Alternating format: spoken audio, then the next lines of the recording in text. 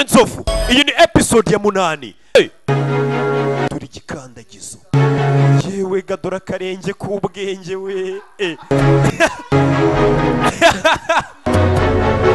Ka karenge kamaze gutwara Metero Nzovu.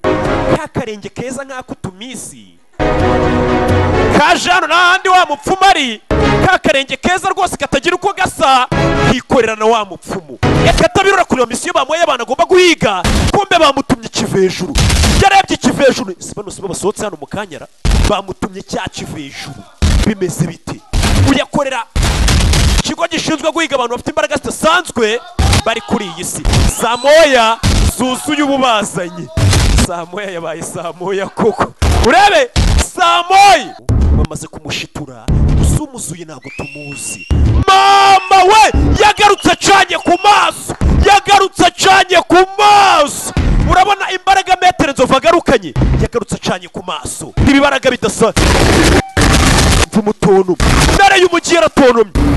Nyagasani utazacikwa na episode y'ubutaha ndetse zizazira rimwe ari 5 noneho tujye twasariza Afurika rimwe.